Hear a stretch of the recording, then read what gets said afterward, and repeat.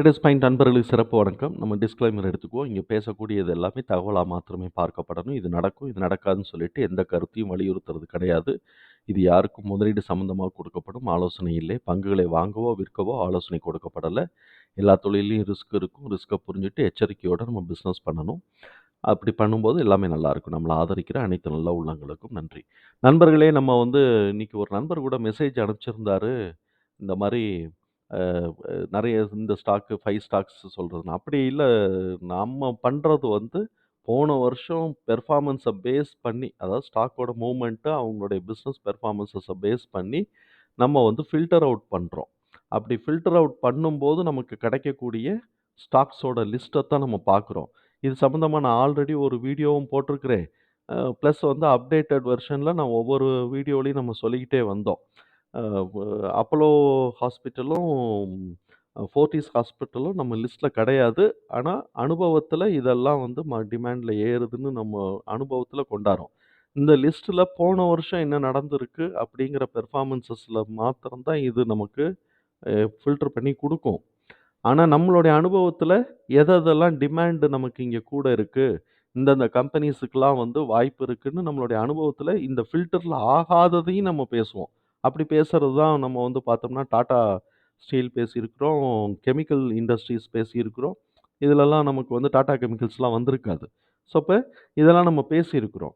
அதெல்லாம் நம்மளுடைய அனுபவத்தில போன வருஷம் இந்த செக்டார்லாம் ஏறல, பெர்ஃபார்ம் பண்ணல. ஆனா, இப்ப இருக்கக்கூடிய நியூஸ் இதுக்கெல்லாம் மோட்டிவேஷனா இருக்கு, சப்போர்ட்டிவா இருக்கு அப்படின்னு நம்ம பேசியிருக்கிறோம். ஸோ, இப்ப இதுதான் நம்ம ரூல்ஸ் பண்றோம். ரிகோரியஸ் ஸ்க்ரீன் அவுட்ன்னு பேசுறது பேர் வச்சிருக்கிறோம். அதுக்கான பேராமீட்டர்ஸ்லாம் குடுத்து, அப்படித்தான் நம்ம இந்த லிஸ்ட்ட குடுத்துருக்குறோம். ஸோ, இப்ப இந்த லிஸ்ட் மாத்திரம் பத்தாது. இது போக இதையே இன்னும் கொஞ்சம், ஏன்னா இது ரொம்ப ஹார்டா இருக்கும். இந்த ஹார்டுல எடுத்து போட்டுட்டு அப்புறம் கொஞ்சம் சாஃபன் பண்ணிக்குவோம். ஒரு சில இடங்கள்ல விட்டு குடுத்து பண்ணுவோம் அப்படின்னு சொல்லிட்டு, ஃபார்வர்ட் இயருக்கு உண்டான ஃபில்டர்.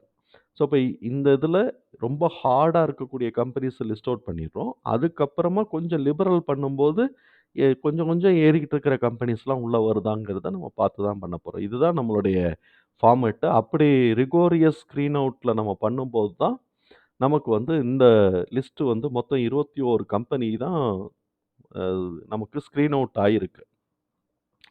இந்த கம்பெனிஸ தான் இப்ப நம்ம பார்க்க ஆரம்பிச்சிருக்கிறோம். அப்படி நம்ம பார்க்க ஆரம்பிச்சதுல டாக்டர் ரெட்டி பார்த்துட்டோம், என்எம்டிசி பார்த்துட்டோம், ஜிண்டால் பார்த்துட்டோம். அடுத்து சன் டிவி பார்க்கணும். ஆனா சன் டிவிய ஸ்கிப் பண்ணிட்டு ஷியாமுக்கு போறோம்.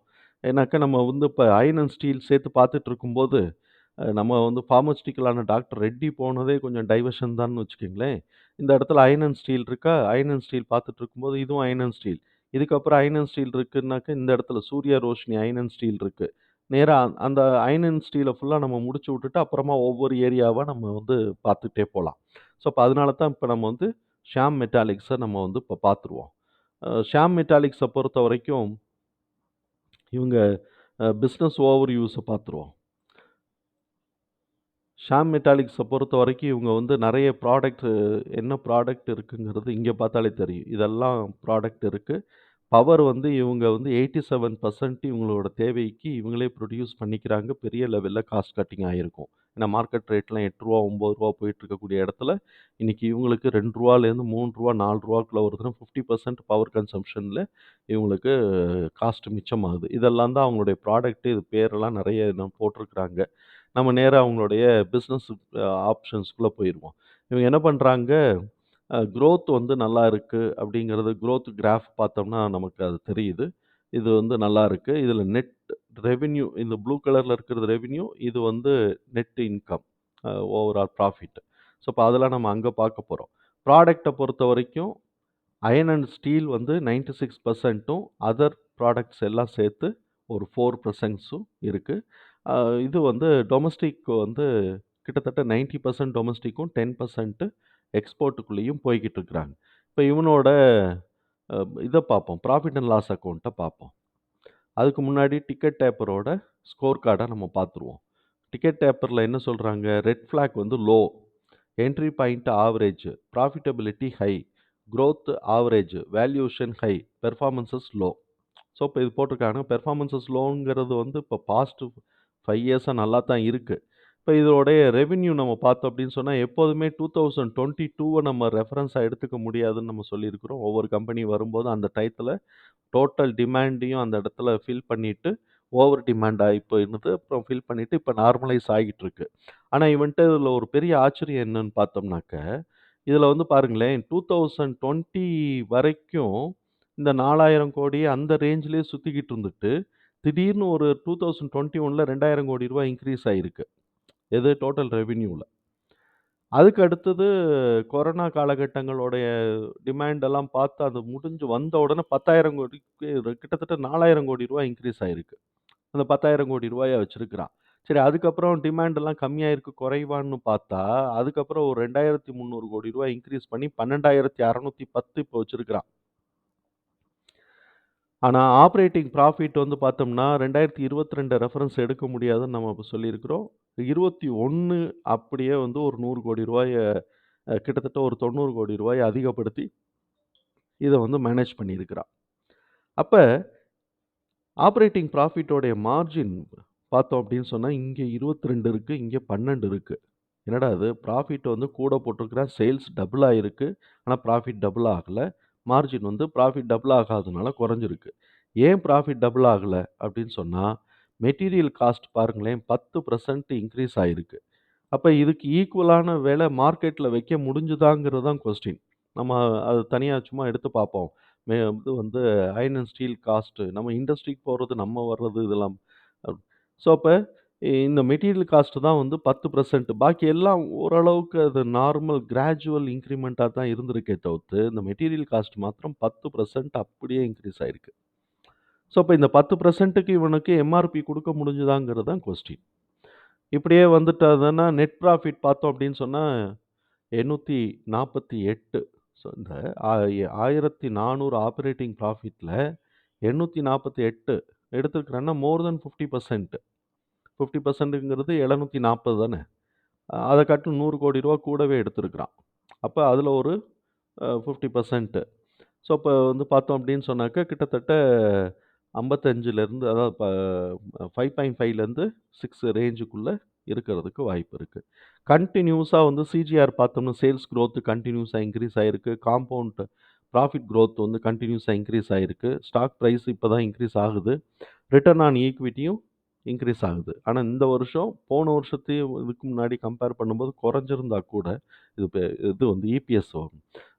போன தடவ போன 2021 காட்டிலும் ஒரு 3 பாயிண்ட் இபிஎஸ் கம்மி பண்ணியிருந்தா கூட, இப்ப வந்து இபிஎஸ் கம்மியா இருந்தா கூட, அது வந்து ஒரு மார்க்கபிள் தான். 2019 கம்பேர் பண்ணும்போது மார்க்கபிள் தான். ஸோ, இப்ப இவங்களுக்கு நல்லா போய்க்கிட்டு இருக்கு. கம்பெனி வந்து கொஞ்சம் ஸ்ட்ராங்கா இருக்கு.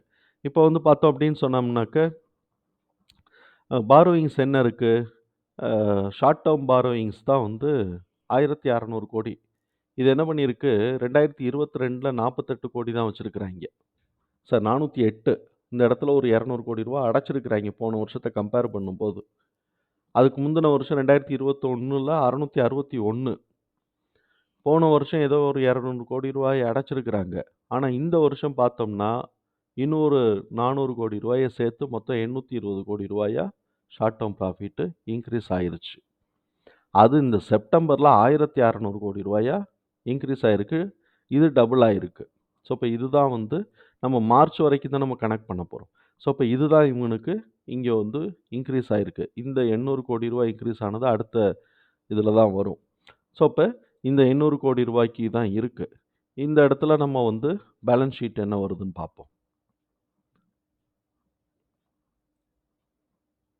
பேலன்ஸ் ஷீட்ல நமக்கு வந்து பார்க்கும்போது, கரண்ட் அசெட் வந்து ரூ. 6,800 கோடி இருக்கு.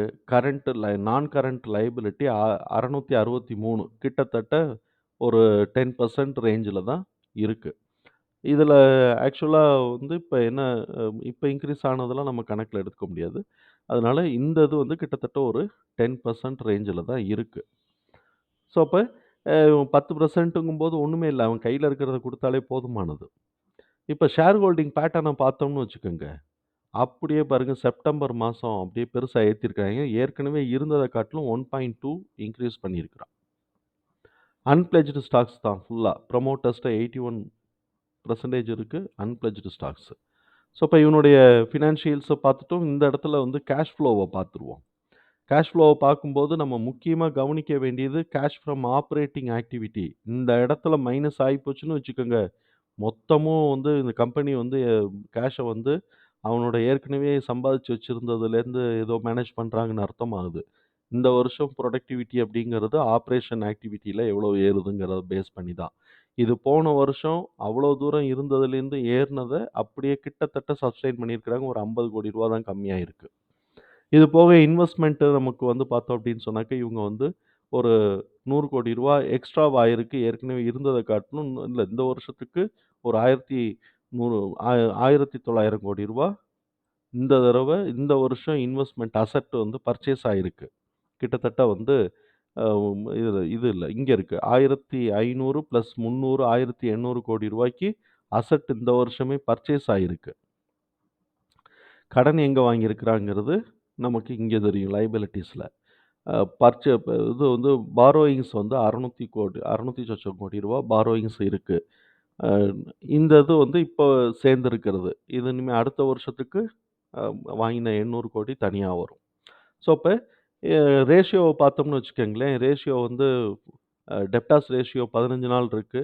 டேஸ் பேயபிள் வந்து 62 நாள் 2 மாசம். இந்த இடத்துல இவங்க குறைக்கிறது நியாயம். ஆனா, இவங்களுக்கு வர்றது 17 நாள்ல வந்துருது. சரி கேஷ் கன்வர்ஷன் வந்து 1 1/2 மாசம் ஆகுது. 15 நாள் பண்ணா கூட, இங்க வந்து கேஷ் கன்வர்ஷன் வந்து பார்த்தோம் அப்படின்னு சொன்னா, 45 நாள் ஆயிருக்கு. இது குறைஞ்சிருக்கு. ஸோ, அப்ப கொஞ்சமா இவங்களுக்கு எஃபிஷியன்சி போயிட்டு தான் இருக்கு. கூடிட்டு தான் இருக்கு.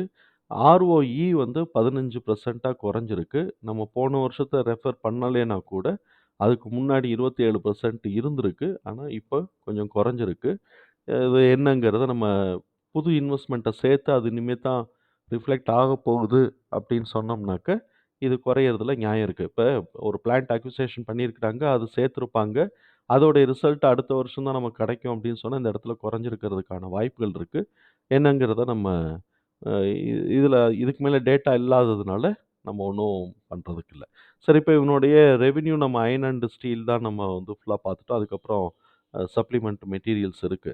நம்ம ஸ்டாட்டிஸ்டிக்ஸ்ல நம்ம முக்கியமா பார்க்கக்கூடியது நம்ம வந்து அ சால்வன்சி ரேஷியோ நம்ம ஆல்ரெடி பார்த்த மாரி ஈக்விட்டி டூ டெப்ட் டூ ஈக்விட்டி தான் 0.24 அந்த இத நம்ம கால்குலேட் பண்ணல. நம்ம கால்குலேட் பண்றது எல்லாமே long term debt less than 10% இங்க இருக்கிறது வந்து டெப்ட் டூ அசெட் ரேஷியோ வந்து பார்த்தோம்னாக்க 15% போட்டிருக்கிறாங்க. லாங் டெர்ம் டெப்ட் அ மார்ச் மாசத்த கம்பேர் பண்ணும்போது அங்கே ஒண்ணும் இல்ல அப்படிங்கிறது தான் நம்ம பார்க்குறோம். இது வந்து ஆனுவலா வச்சுக்குவோம். இது ஒவ்வொரு தடவையும் அது மாறிக்கிட்டே இருக்கு.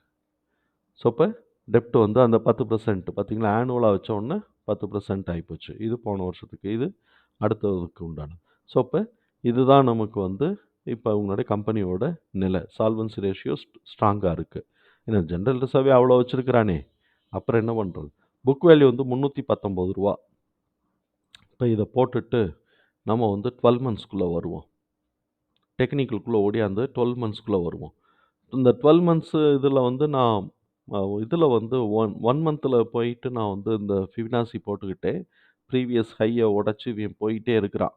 ஸோ, இப்ப இந்த ட்ரெண்ட் பிரகாரம் முதல்ல புக் வேல்யூ தியரி பிரகாரமே நம்ம பார்த்தோம்னு வச்சுக்கோங்களேன், 300ன்னே வச்சுக்குவோம். 319ங்கிறத 300ன்னே வச்சுக்குவோம்.